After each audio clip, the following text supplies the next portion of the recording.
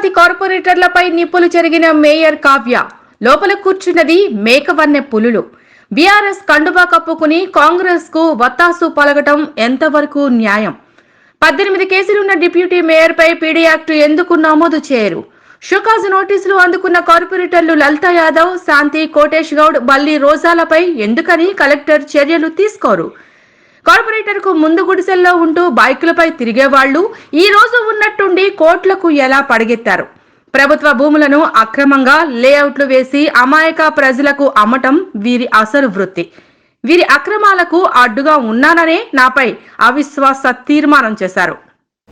ఇంతకుముందే మీ అందరికీ తెలుసు, నా పైన అవిశ్వాస తీర్మానం ప్రవేశపెట్టారు.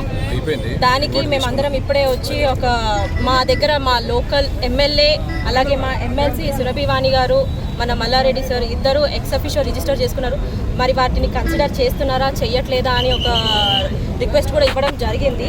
సరే, ఏదేమైతే ఇవాళ ఏదైనా సరే even though it's positive or negative మేము యాక్సెప్ట్ చేస్తాము. ఎందుకంటే మీ అందరికీ తెలుసు, ఎక్కడైనా సరే జవహర్ నగర్లో ఇప్పటి వరకు మేము చేసిన అభివృద్ధి, నాతో పాటు మన minister sir, ex minister sir, అలాగే మా కార్పొరేటర్స్ చాలామంది సపోర్ట్ చేసి ఇవాళ జవహర్ నగర్ని ఒక అభివృద్ధి పదంలో నడిపించాము. ఇలా మీరు చూసినట్టయితే మనం నిల్చున్న ఈ డబుల్ డివైడర్ రోడ్డు కూడా మనం చేసినదే. నేను ఎక్కడైనా సరే ఇవాళ అవిశ్వాసం పెడుతున్నారు కాబట్టి కార్పొరేటర్స్ని నేను ఒకటే అడుగుతున్నా, ఎక్కడైనా సరే నా పైన నేను ఎక్కడైనా కరప్షన్ చేశానా, లేకపోతే నేను ఎవరినన్నా ఇబ్బంది పెట్టానా అనేది క్లియర్గా చెప్పాలి. నా పైన పోనీ ఏమైనా కేసెస్ ఉన్నాయా? ఇవాళ చూసుకున్నట్లయితే కూర్చున్నారు లోపల, పార్టీకి మోసం చేసి కూర్చుంటున్నారు. ఒక పార్టీకి ఉండి ఇంకో పార్టీకి సపోర్ట్ చేసుకుంటూ కూర్చున్నారు. మీరు చెయ్యాలి అనుకుంటే బరాబర్ ఏ పార్టీకి చేయాలనుకుంటున్నారో అదే పార్టీకి చేయండి. కానీ అట్లా ఏమంటారంటే మేకతోలు కప్పుకున్న పులి లెక్క ఒక కండువా కప్పుకొని ఇంకొక పార్టీకి సపోర్ట్ చేయడం, మీరు ఏ పార్టీకి చేస్తారో ఆ పార్టీకి న్యాయంగా ఉండాలని కోరుతున్నాను. మీరు ఏదైనా సరే మేము అగ్రీ చేస్తాం, కానీ పార్టీకి న్యాయం చేయండి.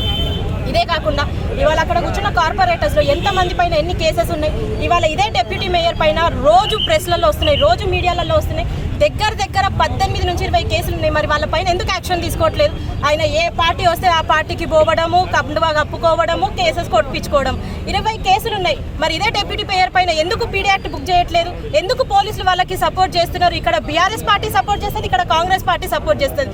ఇదే ఇవాళ ఉన్న లలిత పైన షోకాజ్ నోటీస్ వచ్చింది, ఇదే శాంతి కోటేష్ గౌడ్ పైన షోకాజ్ నోటీస్ వచ్చింది, ఇదే బల్లి రోజా పైన షోకాజ్ నోటీస్ వచ్చింది. మరి ఎందుకు కలెక్టర్ వీటన్నింటినీ ప్రశ్నిస్తలేడు? ఇవాళ వాళ్ళ ఓట్లు ఎట్లా యాక్సెప్ట్ చేస్తారని నేను మీ మీడియా ద్వారా అందరి ద్వారా తెలియజేస్తున్నా. ఇక్కడ నా పైన కానీ లేకపోతే మా ఫ్యామిలీ బ్యాక్గ్రౌండ్ పైన కానీ ఎలాంటివైనా సరే కరప్టెడ్ కేసెస్ ఉన్నాయా? మేము ఇప్పటివరకు ఏదైనా ఇల్లీగల్ పనులు చేసినామా? ఎవరైనా మోసం చేసినామా?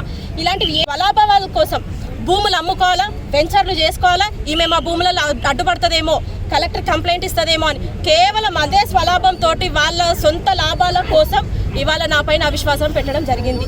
సరే, ఓపికతో చూసా, ఎప్పుడన్నా మారుతారేమో, వీళ్ళు మంచి పదంలో నడుస్తారేమో నా ఓపికతో చూసా. కానీ కార్పొరేటర్స్ అందరూ ఇక్కడ జవహర్ నగర్లో మీ అందరికీ తెలుసు, ఏ కార్పొరేటర్కి కూడా ఆడ ఉన్న కార్పొరేటర్స్లో ఎవరికైనా పర్సనల్ బిజినెస్లు ఉన్నాయా? ఎవరికి ఎలాంటి బిజినెస్లు లేవు. ఏదైనా సరే భూములు అమ్ముకోవాలా, వెంచర్లు కొట్టుకోవాలి. ఎంతో మంది పైన ఎన్నో కేసులు ఉన్నాయి. కొంతమంది కార్పొరేటర్ కాకముందుకు గుడిసెలలో ఉన్నోళ్ళు, రేకుల ఇళ్లలో ఉన్నోళ్ళు ఇవాళ స్లాబ్ల మీద స్లాబ్లు వేస్తున్నారు. మరి కార్పొరేటర్కి ఇన్కమ్ ఎక్కడి నుంచి వస్తుందని నేను మీ మీడియా ద్వారా అందరికీ అడుగుతున్నా. ఇవాళ ఇవన్నీ గమనించాలి, గవర్నమెంట్ అఫీషియల్స్ కూడా గమనించాలి, పార్టీ కూడా చూడాలి.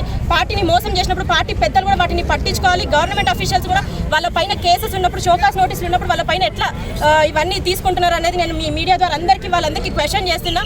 నాకు న్యాయం జరగాలని మీ అందరినీ కోరుతున్నాను. Thank you.